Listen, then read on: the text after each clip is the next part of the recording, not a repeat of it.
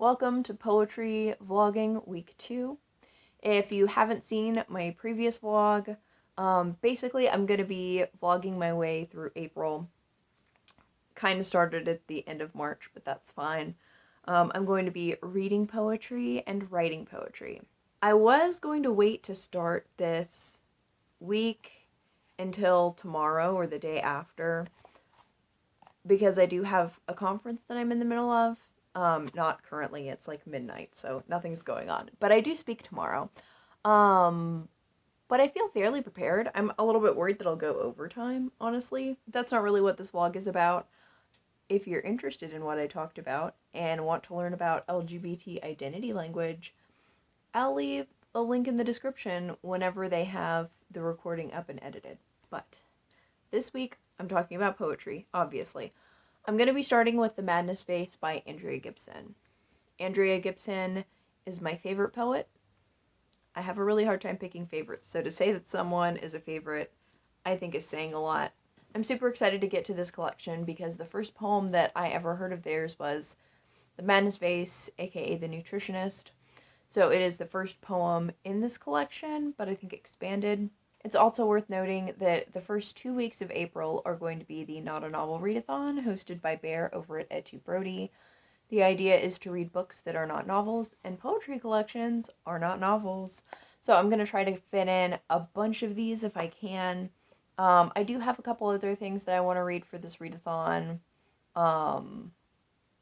but I will probably be prioritizing poetry. So far as writing goes, I have been writing, which is why I went ahead and started this vlog, because if I had stuff on paper, why not talk about the process? I talked last time about wanting to be able to write something other than sappy gay shit or sad shit. And I can't say I've really moved away from that at all. I've basically just gone from focusing on sexuality to focusing on gender, which was not really expected. I don't know if I've ever written a poem about gender stuff before. All of it is very romance centered. So this has been interesting. I think it started when I had like one line in my head and then I tried to turn it into something. And now I've got a couple ideas going on at the same time and a couple of like plans for like series of poems that follow similar styles. So I thought I would show the most cohesive thing that I have down. I will put out a little warning though that it is not a happy gender poem. It's about a memory revolving around dysphoria. So if you need to skip ahead, there will be timestamps. That will be something that I can do. Scene. Springtime 2012. Maybe 2013. Whichever year time felt the blurriest. In the shittiest apartment. The one that reeked of the long overdue death of the relationship that dwelled within it. I'm seeing myself hyperventilating, wishing to every god that I could turn into the carpet below me. It's been maybe a year since I noticed. I have no self, no features, no spark, without those who think they know me. I've tried learning how to build a compass, find interests, friends, maybe style, but I can't seem to program north. In this moment, all I can see is this lack of direction. Clothes sparkle in the closet, they cling to my body with ease, but the needle starts spinning circles somewhere between the mirror and my corneas. Diets have done nothing to dissuade my distaste. I cannot articulate what curse is on my curves. The vocabulary should be in my periphery, but no one has told me words could be mine. And really, I haven't studied language or myself. My mouth has never tasted dysphoria, but my body is screaming as I pray myself away. It only knows the words recycled every time my comfort could inconvenience someone else. So, there's that. The idea of kind of the longer piece that I would have, I would write basically other poems like that start with the scene setting stanza, I guess. And they would all be linked somehow. Probably memories of gender dysphoria that I didn't understand or other things. I would probably incorporate like sexuality too. I don't know. So yeah, that's what I have. I have a couple other ideas in my head too, but that's what I've got so far as poetry right now. I will probably come at you tomorrow post-conference. Maybe with some poetry. We'll see. If not, I'll probably read the Andrea Gibson collection. It is the next day. Or maybe technically the same day. Whatever. I hadn't gone to sleep yet. It's the next day. It's late at night. I did my thing at the conference, and I actually think it went pretty well. I'm sort of worried I went through everything too quickly, but the Q&A took up the whole time anyways. This is like one of the first times that I've spoken at something large like this and haven't felt anxious afterwards that I did something wrong. I still want validation because that's who I am as a person, but I didn't feel anxious after. So that's cool. I have decided to reread How Poetry Can Change Your Heart before I get into like other stuff. I read it last year during National Poetry Month, and it was incredible and definitely heightened my experience of the poetry that I read. So I thought that this would be good, especially since I'm getting into writing it. But there's one particular like line here that just really got me, so I thought I would share it. I've said multiple times last vlog, and I mentioned this vlog, that like I want to move away from just writing sad stuff. But this is the last paragraph in page 29. It says, "What if sad poems are actually the happiest poems because of the catharsis they provide? What if sad poems grant the reader full permission to feel their loss? What if the pages hold a safe space to process emotions, to feel the feelings and release them? What if poetry is a kind of bloodletting?"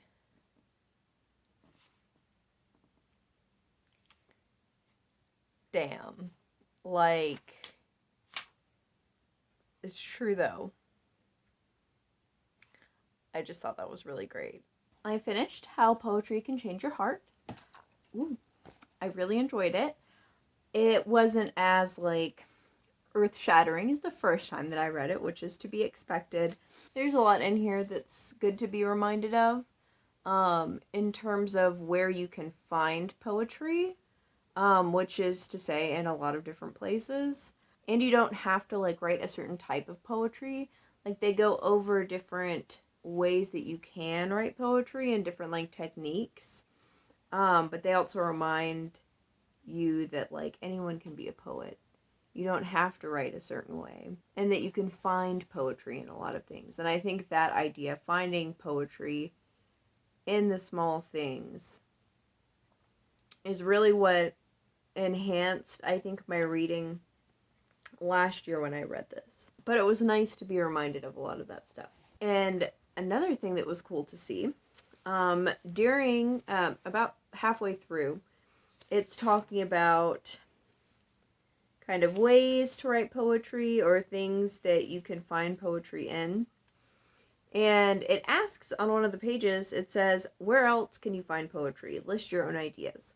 And I have the ideas that I listed last time I read this. And I'll tell you what my ideas were. In the texts you can't make yourself send, in news headlines, in other people's eyes, listening to people talk unguarded about what they love, in the details around you, in billboards, in book titles, in how a touch can feel, in the ways you can't explain how certain emotions feel. So what I decided to do was take one of these and write a poem about it. So I gave myself a poetry prompt a year ago, apparently, unbeknownst to me at the time. So I decided to find a poem in other people's eyes. When picking which parts of a boy I was supposed to like, I would collect eyes like marbles. Swirls of color, blue oceans, green patches of earth. But I'd will myself not to compare them to the spark, the pull, the devouring in the eyes of girls that made the butterflies in my stomach sweat. I focused on bright colors to ignore the brown that turned my heart into a jackhammer, chiseling through the cafeteria table. As a marble collector, I'd prize the brightest blues, and eventually felt content with the hazel, brown-green swirl. Years later, I found the courage to let the butterflies dance and look love directly in the soul.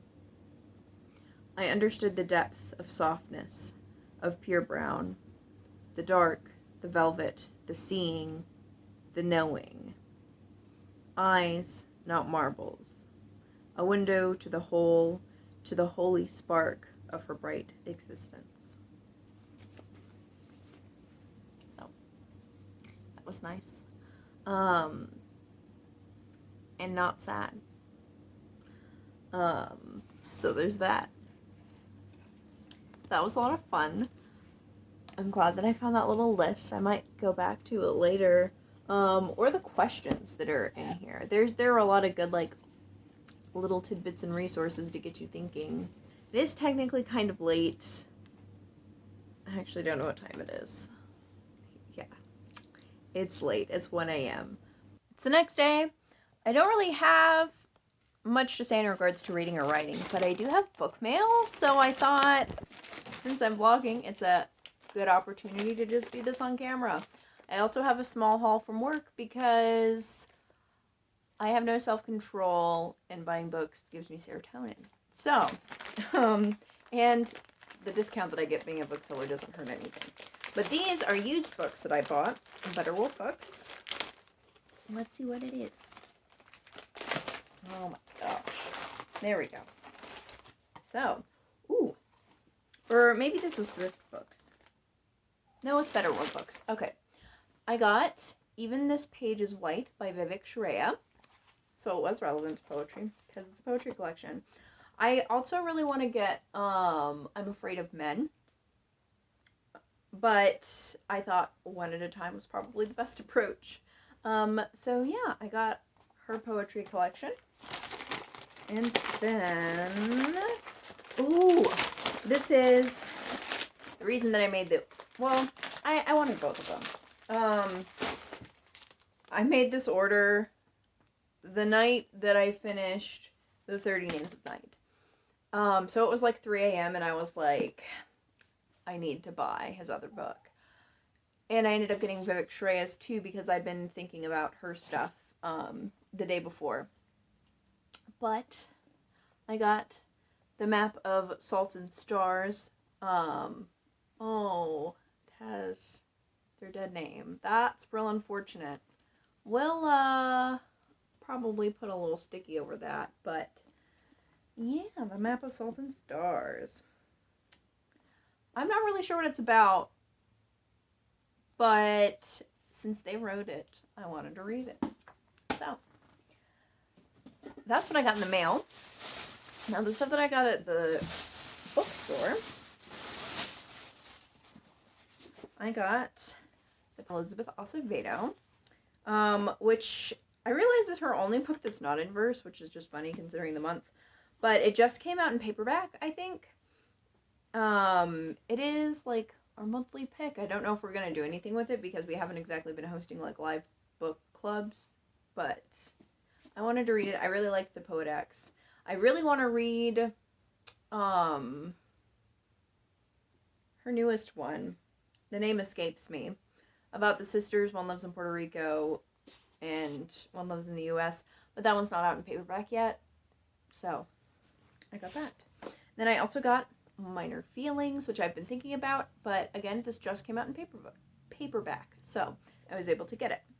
And then I also got The Dream of Common Language by Adrienne Rich.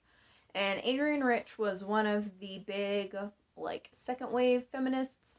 And I didn't know that she wrote poetry. I only knew her from, like, hearing about her, like, feministy stuff. So I thought that it would be neat to see what her poetry looks like. I will be reading it with a grain of salt, because she was, most people in second wave were not kind to trans people or really understood them. So I'm not really sure what her position was on it before she passed away, because she did die in like 2012. I don't know if her opinion changed or not, but this is her writings from the 70s at any rate. It's not like she'll get money from it because she's not here. So I'm gonna read this at some point. And it'll be good background because I'm in gender studies. So I'm gonna feed my cats because they're restless and eat food myself. I need to finish captioning a video. Depending on how I feel after that. I do know that Iris hosted some reading sprints earlier from what I noticed on Twitter when I was waiting in the drive-thru. So I might go back and watch those and write some while I watch them. It might be something I do tomorrow instead. Those are my tentative plans. It's later, but now I have a poem.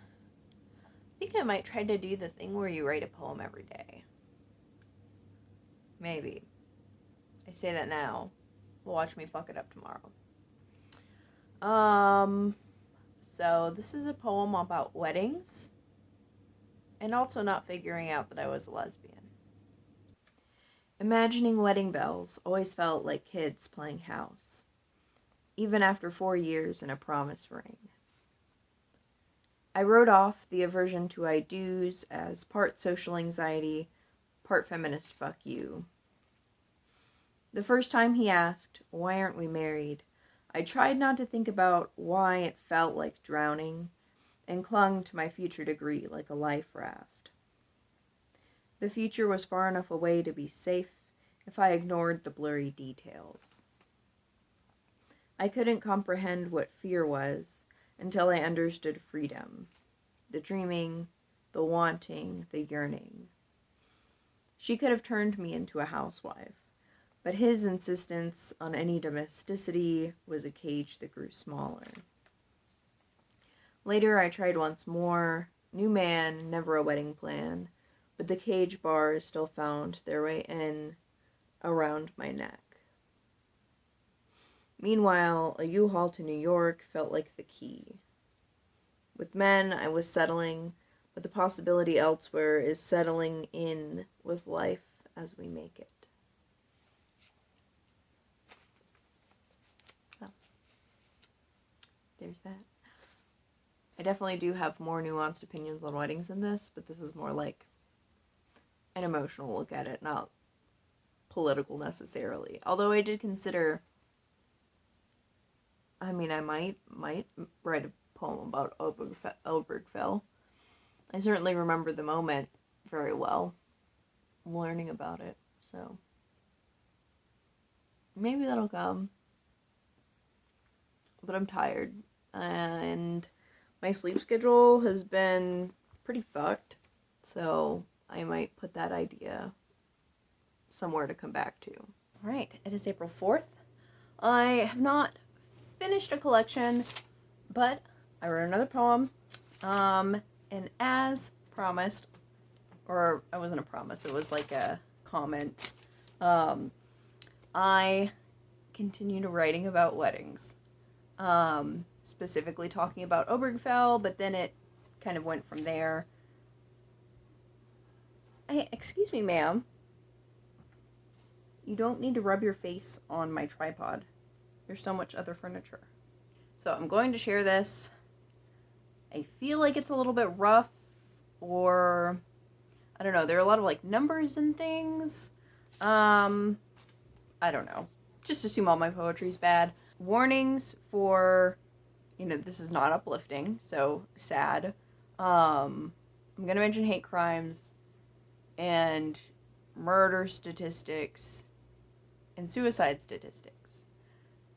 So, There will be a timestamp somewhere. Go to that if none of that sounds good to you. If you don't want a poem that doesn't have a little bit of hope at the end. When I write stuff that's sad, I like the idea of putting something like a little bit bright at the end sometimes, especially when it's stuff like this. But sometimes it's hard to fit in, especially when it feels fake. June 2015. The courts finally let us say I do. I got the news in a text, a celebration. But as my heart lifted, my stomach sank. I had yet to see just how shallow, representational politics can be, but I knew that in 28 states, bosses could RSVP with a notice of termination. That 40% of homeless youth were queer, and scattered rice would not feed them. June 2016. 49 names on rotation on the television screen. And people still had the audacity to tweet about hell and hate in countries whose laws had been formed with the barrel of our guns. I spent my first pride telling my mom I'd be fine. Told her they checked for guns at the gate. Didn't tell her the parade was in the open, or that the cops checking our bags descended from the bloodshed that brought us here. The next 4 summers saw a second in command who would rather us be dead than queer. A litany of legislation and disappearing web pages made everyone's position quite clear. Some states did make progress, but for who? Not the 30 in 2017, not the 27 in 2018, not the 28 in 2019, not the 44 in 2020, not the 40%, not the who knows how many nameless. The system was never built to give a fuck, unless you have $250 million to play. Not quite summer 2021. We have a man with equality at his lips and a bomb at his belt. No pocket change for housing, but crisp 20s, with how many zeros? For the murderers of Kiwi, Caden, Tony, Jane, Roxana, Victoria, Joanna. What good is a bill when there's nothing behind the currency? So I was just going to present that poem and have like footnotes in the description about the people that I mentioned. But I've been sitting like trying to chill out because I'm still very angry. And I just feel like I need to talk about the people that I mentioned. And kind of break it down some. To kind of make stuff clear and really just to talk about how horrendous a lot of this is. So the numbers that I mentioned, the 30, 27, 28, those are all trans people who were murdered, recorded murdered. According to the HRC, the numbers that they show in each of the HRC articles don't totally match up with the names because the numbers are from before December, if you look into it. 40% is a reference to attempted suicides. There are no solid numbers for actual suicides because of the way that a lot of stuff is recorded. At the end, I originally was like kind of on the fence about like including people's names because I think that it holds more weight, and I personally have a lot of feelings about like people's names. I spent a lot of time with names around Trans Day of Remembrance. I was in charge in the summer of 2016 of putting together stuff for the first TDOR event that my school was going to put on, and I did my research, a lot of it. I cross-referenced a bunch of lists and got over 1,000 names, which I don't recommend doing by yourself.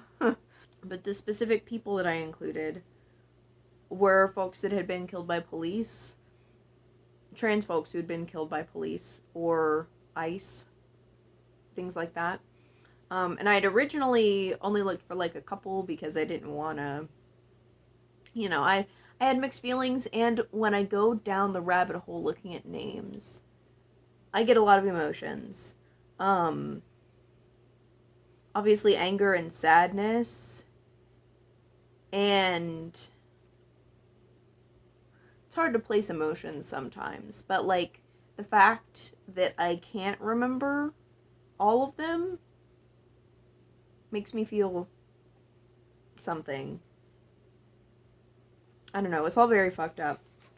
But I did want to recognize the people who I actually did mention. The first 4 were killed by police in a variety of conditions. A couple of them, it was suspected like suicide by cop, so they were not in a mentally stable place. One of them was autistic, Caden Clark, and so that would have added to the police response. Tony McDade is, I think, the one out of all of these who's gotten the most attention. But Jane Thompson was killed by police the same year, last year. The 3 names at the end, Roxana, Victoria, and Joanna. I originally was looking for Victoria's name, and I only knew her name because of Captive Genders, which I've been reading. In the last section that I read, it talked about basically the criminalization of queerness in the everyday, and 2 different readings mentioned Victoria Arellano because she was put in ICE detention, and they did not give her medicine for her HIV. She was very sick, and people begged for them to give her medical attention, and they didn't. They gave her like antibiotics, and she died.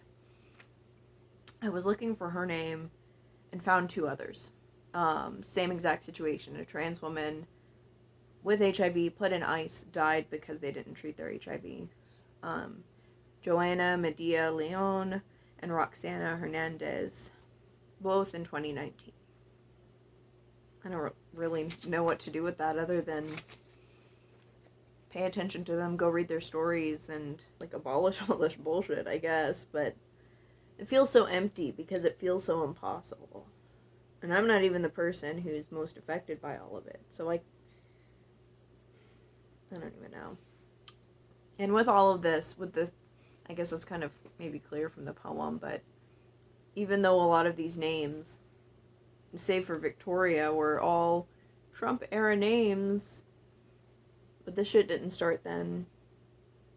Victoria Arellano died in 2007. It predates all of this.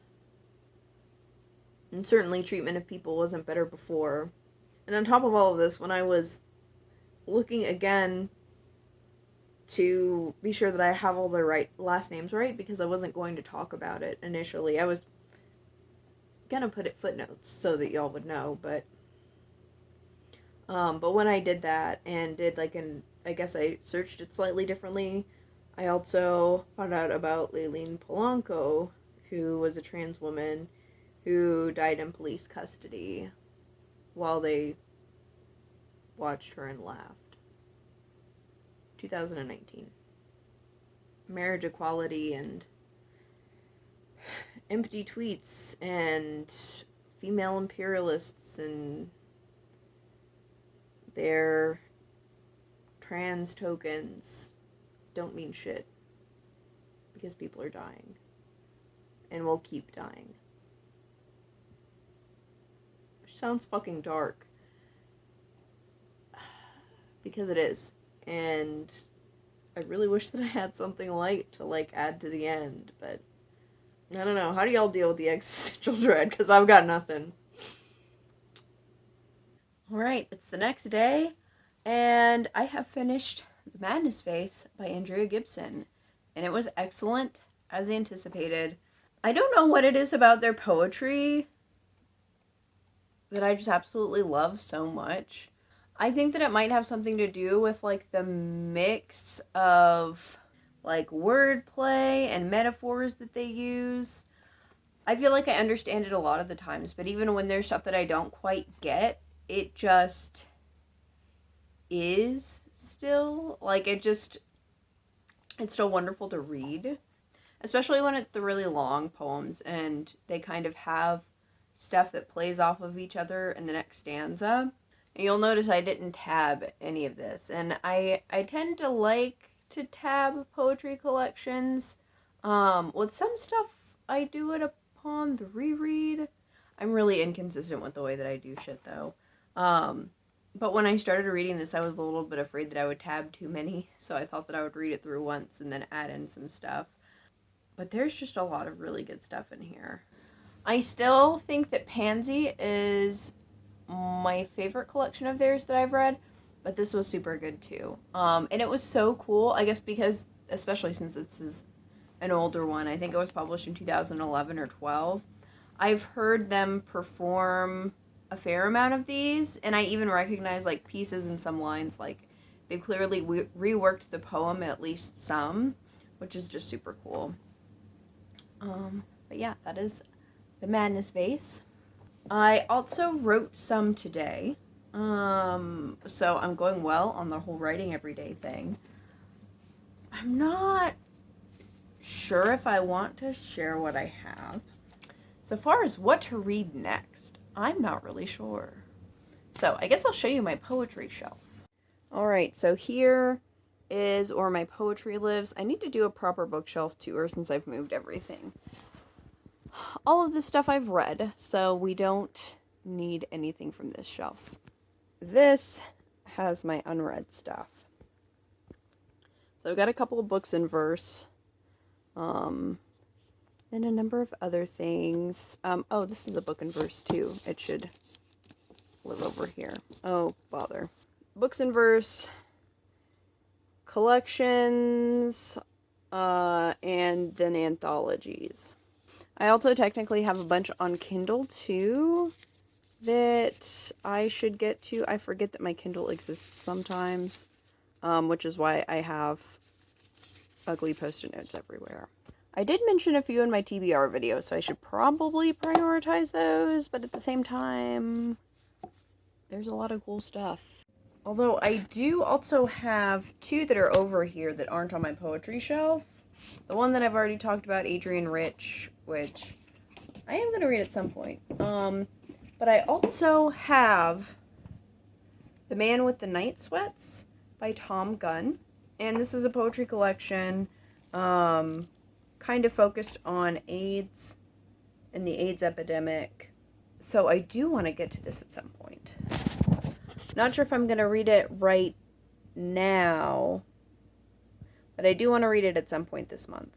I think I might go with Burning Sugar. This is, well, several of these are new, but this is one that I've really been interested in since seeing it. Of course, I've been interested in all of the ones that I got, which is why I got them, but I think I might start on this one.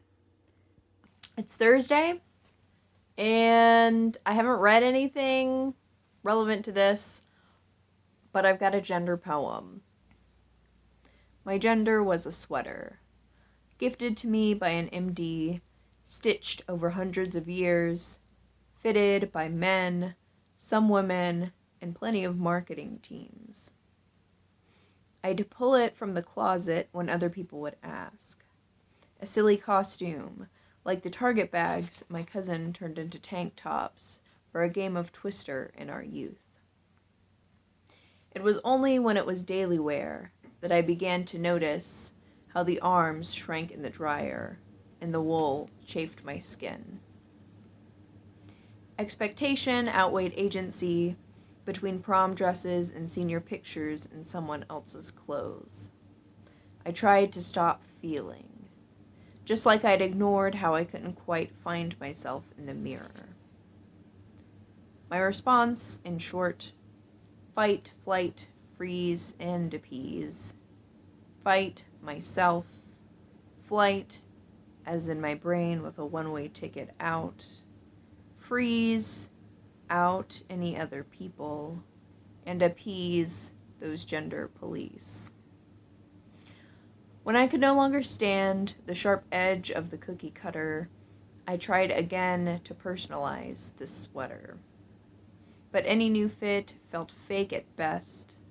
On the worst days, the yarn was steel wool, biting into my skin at the smallest move. The sweater could never have come off all at once, but a slow unraveling has taught me how to breathe. Other folks still try to stuff me in boxes and squeeze the steel wool across my skin, but at least now I refuse to be the source of my own suffocation. It is Wednesday, which means that it's the last day of the week since I started this on Thursday.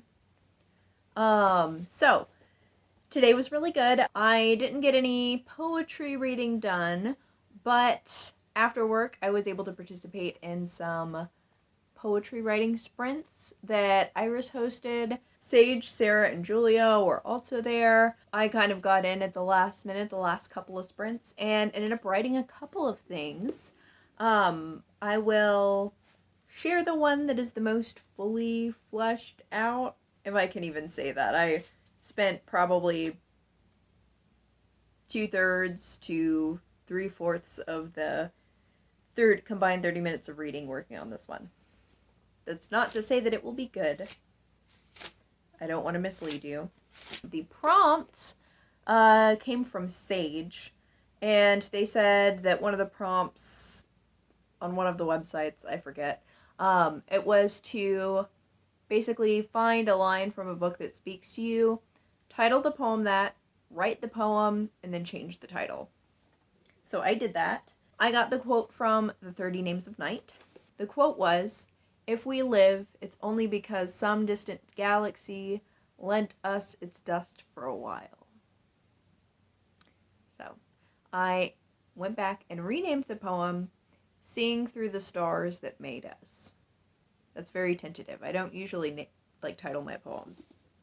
I say usually like I write a lot. I have thus far not named any of my other poems this month. So here it is. The dust in our bones was gifted to us by the same supernova. Or at least that's what I thought each time the stars in my skin exploded at your touch. I know my stars have saved yours. Through phone wires and 5 hours behind the wheel, it all saved me too. You helped me dream of the universe, see myself outside the people who tried to be my Ptolemy. You took me to our moon. I didn't understand the weight of space until you were in my orbit. Now you're a galaxy away. I still think of our shooting stars. But now that you're spinning around another sun, I'm letting myself start to become and piece together which constellation I'm from. So that's one of the two things that I worked on during all that. And I guess this kind of wraps up this week. I'll be starting my next vlog probably by talking about burning sugar. I'm about halfway through.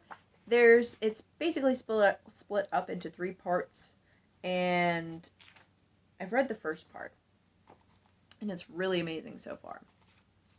So I will see you all in the next one. Bye.